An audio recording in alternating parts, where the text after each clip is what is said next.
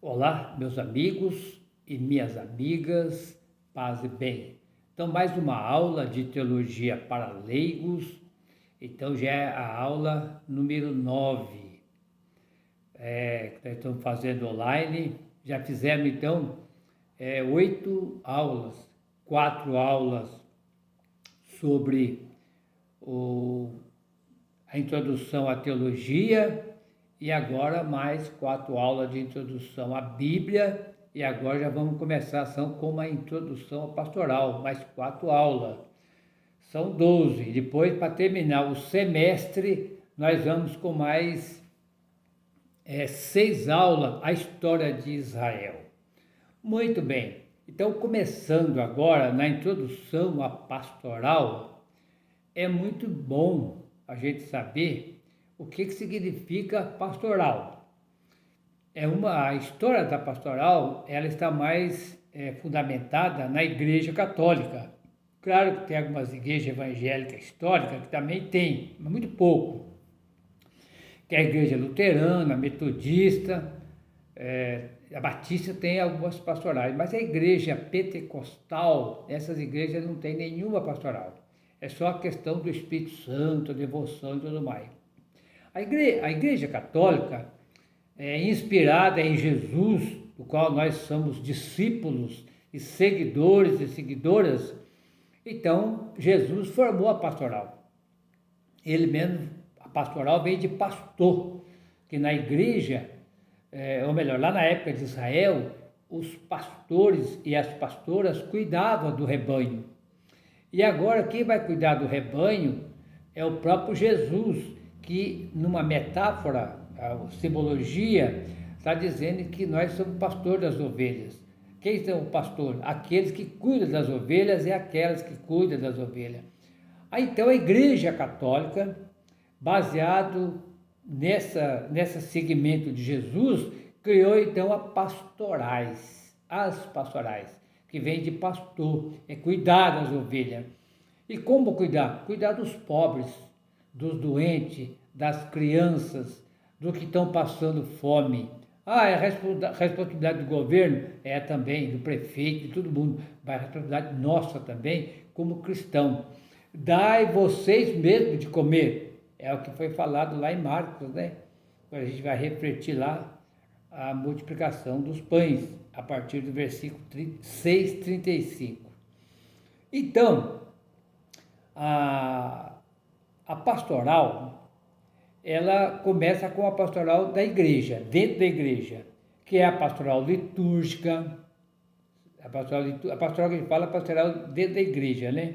A pastoral litúrgica, os ministros e ministras da Eucaristia, é uma pastoral, a pastoral do idoso, a pastoral da saúde, que leva a comunhão para os doentes, é cuidar da espiritualidade das pessoas.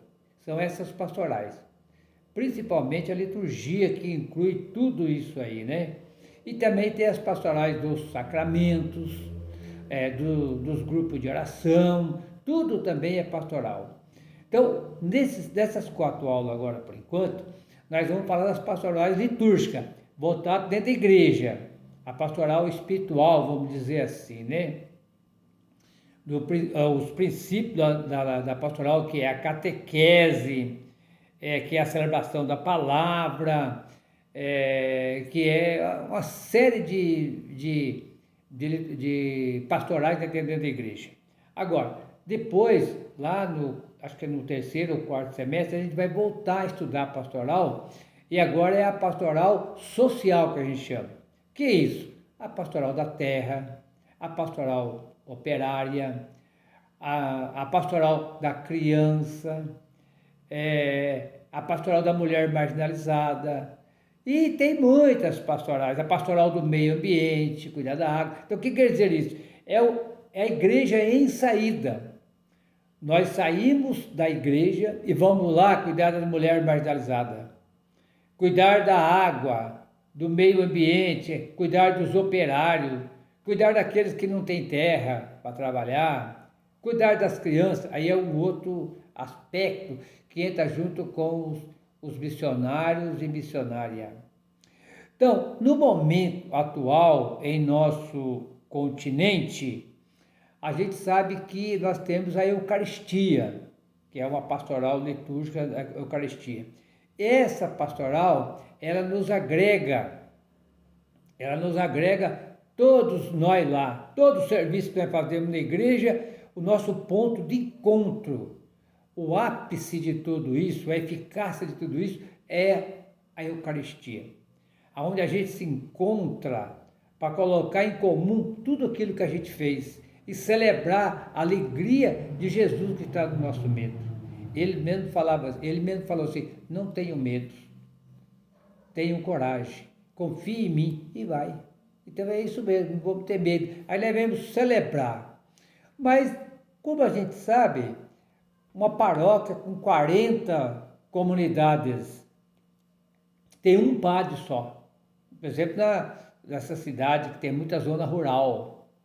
Como é que vai acontecer? O padre pode estar em todas as comunidades? Não, o padre não pode, mas você pode e eu posso. Então nós vamos lá, vamos trabalhar por essas pastorais. Então, vamos supor, o padre faz 4 missas no domingo, ele atinge 4 comunidades, mas falta 30 comunidades. Então, foi pensada na celebração da palavra. Já que o padre não pode ir lá, o leigo e a leiga vai. Então tem o ministro e a ministra da palavra. É aquela pessoa que vai animar a comunidade, vai dirigir a celebração da palavra. Isso são feitos por leigos e leigas, pessoa que nem você e que nem eu, que estamos nos preparando em todas as formas, tendo formação espiritual, formação litúrgica, formação teológica, formação pastoral, ministerial, tudo para poder ajudar esse pessoal. Então isso é pastoral. É pastoral. E essa pastoral da liturgia, ela é muito importante. Porque o ser humano, ele já nasce, a maioria do povo da roça, da cidade, que mora nas periferias, tem a necessidade de se encontrar com Jesus no final de semana e receber a Eucaristia. Mas nem todos podem ir na paróquia, a paróquia fica longe. Então, a igreja está lá, 20, 30 quilômetros retirado da paróquia, e lá está o leigo e a leiga que leva a Eucaristia. E essa Eucaristia é tão importante porque o ser humano, ele vive de necessidade, é um valor a necessidade, que é o carinho, o amor, o sorriso, e está lá a comunidade celebrando tudo isso. O leigo tem, todo ser humano, qual que é o valor? De respirar, de comer, de viver, né? De posse, ter uma casa para morar, um carrinho para andar, produzir, né? Fazer alguma coisa na vida, ter o prazer, e ter o domínio daquilo tudo que ele faz. Então, sendo a Sagrada Liturgia a presença do mistério da salvação, visa em primeiro lugar a glória do Pai, mas esse mesma glória comunica-se aos homens e às mulheres, e por isso a celebração litúrgica, mediante o conjunto de sinais, expressão de festa, apresenta o conhecimento de uma vivência mais profunda da fé, um fortalecimento do espírito comunitário, o espírito em comunidade, uma mensagem cristã de alegria e de esperança. Tudo isso é levado pela celebração da liturgia da palavra. A dimensão missionária da vida eclesial, exigência postulada pela fé de comprometer-se com as realidades humanas. todas essas dimensões devem estar presentes onde quer que cada um esteja, lá onde a vida se realiza, a vida humana. Para que a liturgia possa realizar em plenitude esse objetivo, é necessário que se faça uma catequese sobre o ministério cristão e sua expressão litúrgica. Então, muito importante a gente aprender essa catequese, né? E essa catequese, ela é baseada em quê? Vamos dizer assim, conduzir uma experiência vital de união entre fé, liturgia e vida do cotidiano, em virtude da qual chegue o cristão ao testemunho de Cristo. Não basta isso. A liturgia que interpela o homem e a mulher não pode reduzir-se à mesa, ou melhor, à mera expressão de uma realidade humana, frequentemente uno e literal ou marcada pelo pecado. O que significa isso? Vamos já ver isso aí. Então, por exemplo, é a fé ligada com a vida eclesial, a vida de Cristo e a vida do dia a dia. Então vamos celebrar a nossa vida, não é uma coisa fora da realidade.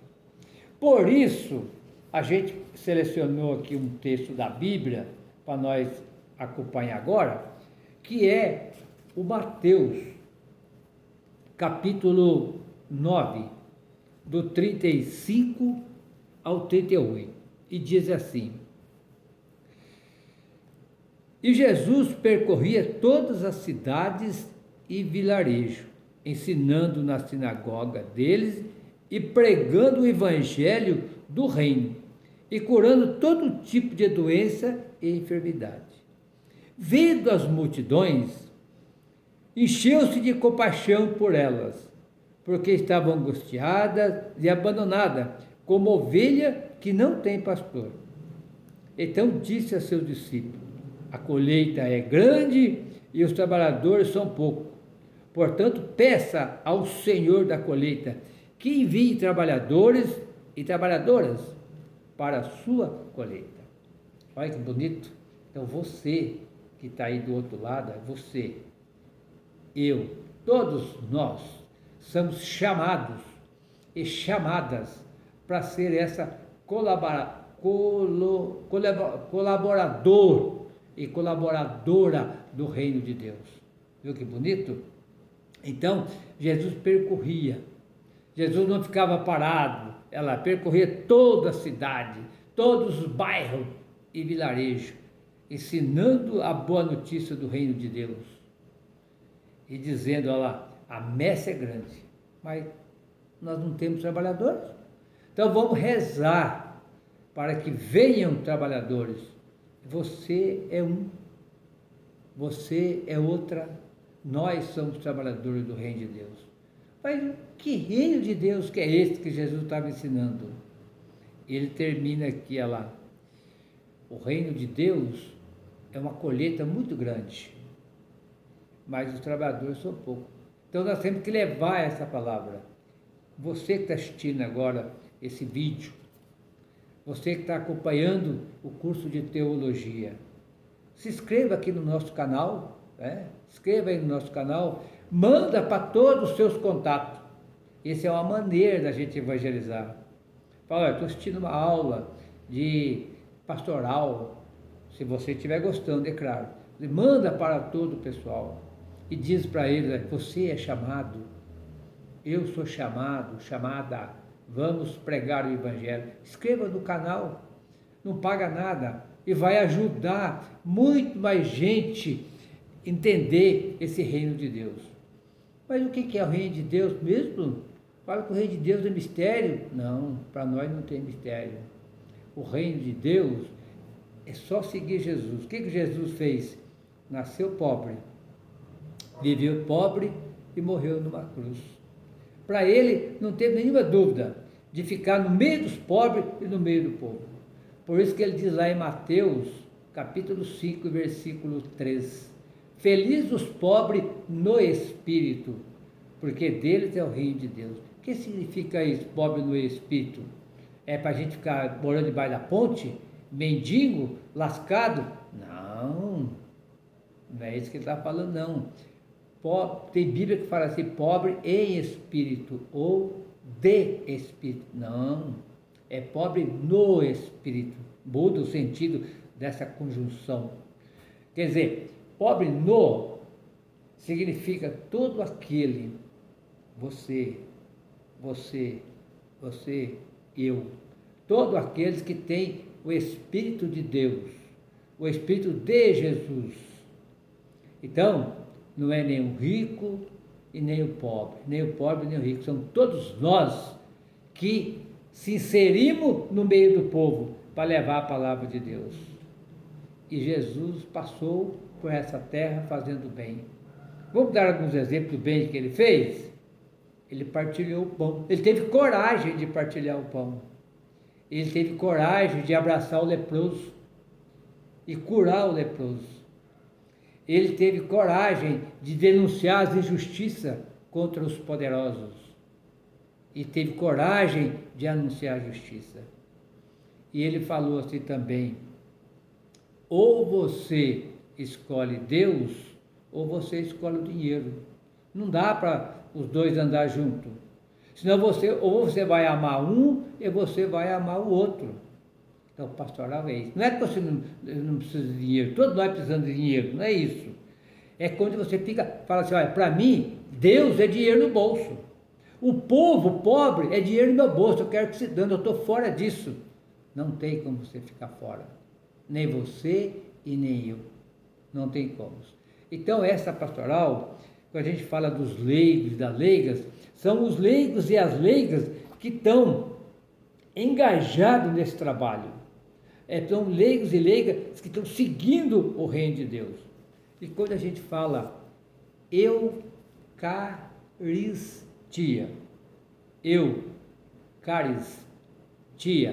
tira o eu e tira o tia. O que fica no meio? Fica caris. Essa palavra caris é do grego. Traduzindo para o português, sabe o que significa? Graça. É uma das maiores graças que Deus está dando para você e para mim. Então, e essa graça não tem duas nem três. Cada vez que você vai na igreja participar da celebração da palavra, sem padre ou com padre, você recebe a Eucaristia, é uma graça. Se você vai de manhã, recebe uma graça, vai de noite, você recebe outra graça. Não é preciso ir 4, 5 vezes por domingo, não é isso. Estou só explicando. Viu que bonito? Por isso Jesus chama você e Jesus chama eu, para nós continuar nesse trabalho. E tem mais um pouco aqui, olha. A celebração da Eucaristia em pequenos grupos e comunidades de base pode ter a verdadeira eficácia pastoral. Aqui está a introdução à pastoral lá. Aos bispos cabe permiti-la e tendo em conta como circunstância em cada lugar. Então, cada lugar é uma realidade. Não vou dizer que eu estou lá em Minas Gerais de outro jeito, lá na Bahia de outro jeito, aqui em São Paulo de outro jeito. Mas ela deve ter. B. A fim de que o sacramento alimente e fortaleça a fé na situação atual da América Latina. Aconselha-se o estabelecimento, a planificação, a intensificação de uma pastoral sacramental, comunitária, mediante preparações sérias e adequadas de todas as pessoas que participam. Tudo, para participar do batismo, para participar da Eucaristia, do matrimônio, pessoas têm que estar preparadas, têm que saber. Porque o Evangelho de Mateus, o capítulo 6, ele vai dizer assim, quer ver? Capítulo 6, ele vai dizer assim, eu vou achar aqui para vocês já. Primeiro de tudo, o capítulo, ele vai dizer assim, olha lá, não ajuntem, 6,19, Mateus, segundo Mateus, não ajunte para você riqueza na terra, onde a traça e a ferrugem corrói, e onde os ladrões arrombam e roubam, versículo 20, ajunte sim, para você riqueza no céu, onde nem a traça, nem a ferrugem corrói, e onde os ladrões não arrombam e não roubam. Porque onde está o seu tesouro, aí estará também o seu coração. Ai, que bonito! Não ajunte riqueza na terra, que a traça vai roubar, a traça vai correr, o ladrão vai roubar. Ajunte riqueza no céu. Como é que eu posso roubar riqueza no céu? Eu vou abrir uma poupança lá no céu? Vou mandar meu dinheiro para lá? Sabe que é isso que pede a Jesus na nossa pastoral? Não. Ajuntar riqueza na terra significa acumular. Quanto mais eu tenho, mais eu quero. Eu tenho casa, eu quero ter 2, 4, 5 casas, eu quero ter 4, 5 fazendas. É agregar bens para você. O ladrão bem uma hora rouba, ou você pode morrer, acabou, fica tudo aí. Ajunte riqueza no céu. Lá o ladrão não rouba, nem a traça chega. O que significa isso? Partilha. Tudo que você partilha, não é para você ficar passando fome e nem ficar pelado no meio da rua, não é isso. Mas quando você puder partilhar alguma coisa, Jesus ensinou a partilhar, né? Então significa o quê? Você está arrumando riqueza no céu.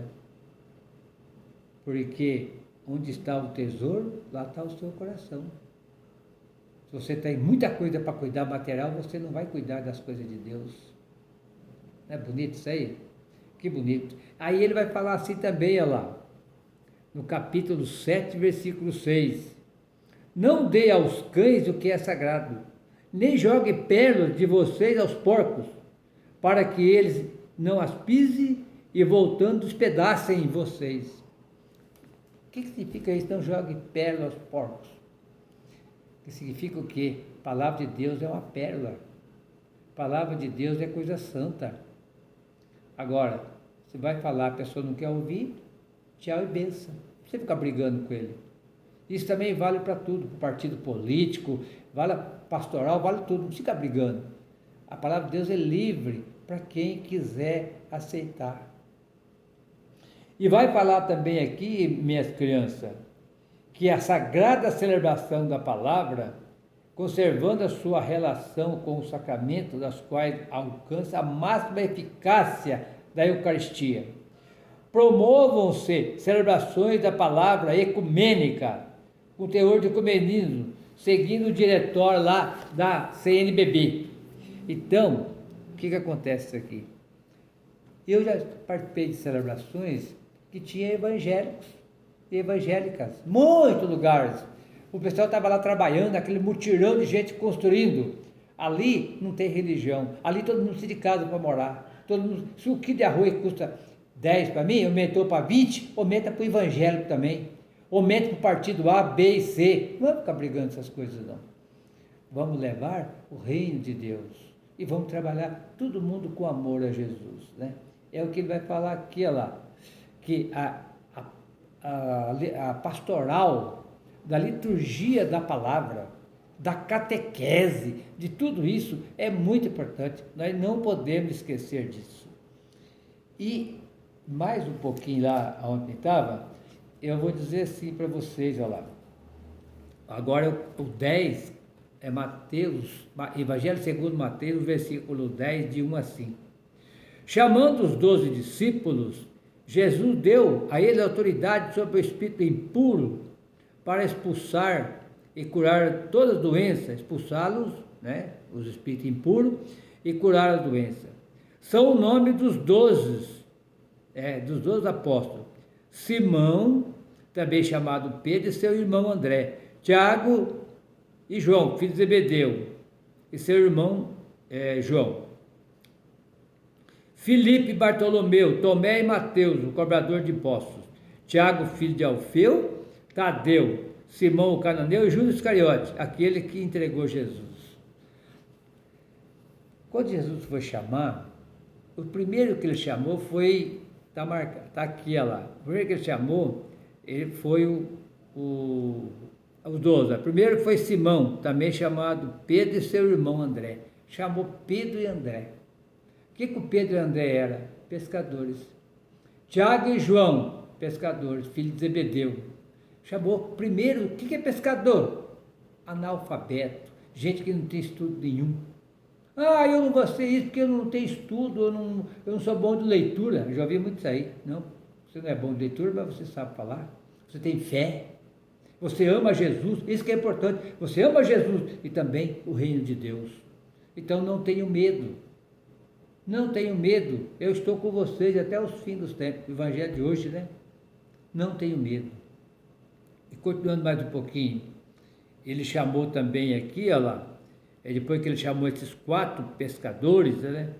Ele chamou Filipe, Bartolomeu, chamou Tomé e Mateus, cobrador de impostos. Olha, o que era o Mateus, cobrador de impostos? Largou lá a coletoria e foi seguir Jesus. Lá no Evangelho de Marcos, segundo Marcos, ele chama Levi e foi mudado o nome para Mateus, porque agora ele é um novo homem, ele não é mais cobrador de impostos. Viu que bonito? E para me terminar, ele vai dizendo assim, olha lá, Jesus enviou os 12 depois de instruí-lo, dizendo: não tome o caminho dos gentios, não entre na cidade dos samaritanos. Em vez disso, vão as ovelhas perdidas da casa de Israel. E durante a viagem anuncia o reino do céu está próximo.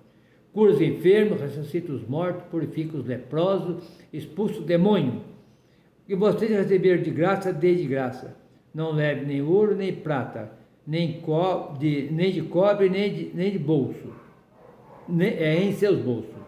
Nem bolsa para o caminho, nem 2 túnicas, nem 2 sandálias, nem bastão, porque o trabalhador tem direito ao seu sustento. Viu que bonito? Então ele dá uma dica aqui, a grande importância do trabalho pastoral.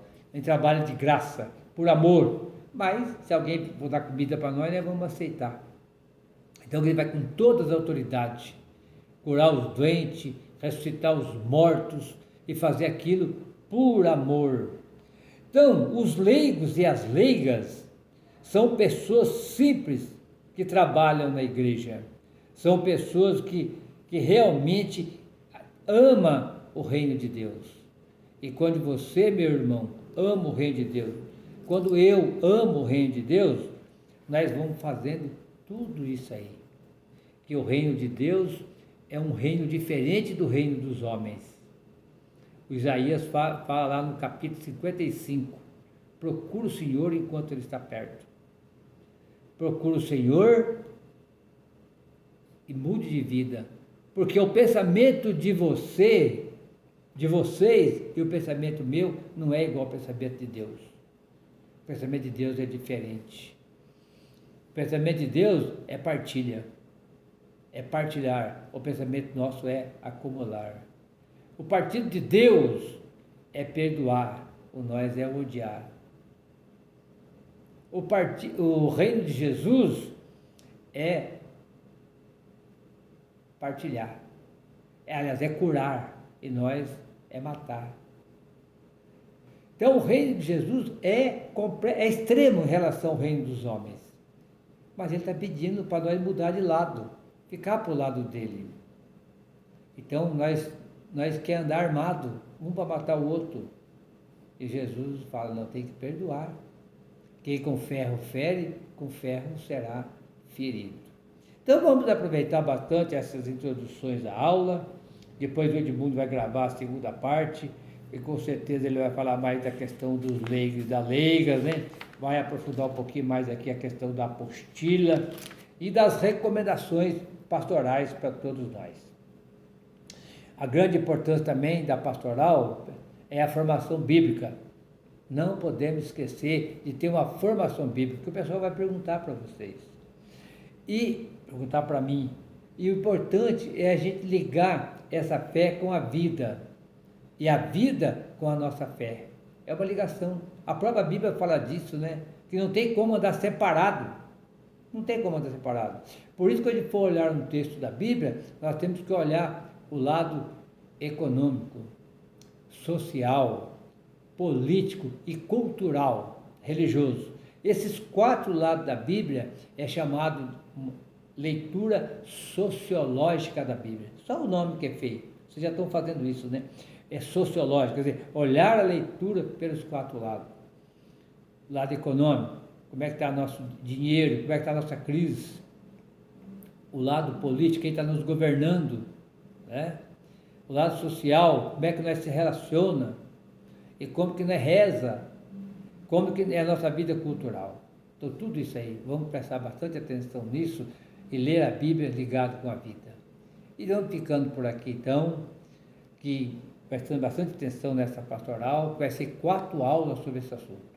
O Senhor esteja conosco, Ele está no meio de nós. Que o Senhor nos abençoe, em nome do Pai, do Filho e do Espírito Santo. Amém. E até o próximo encontro, se Deus quiser.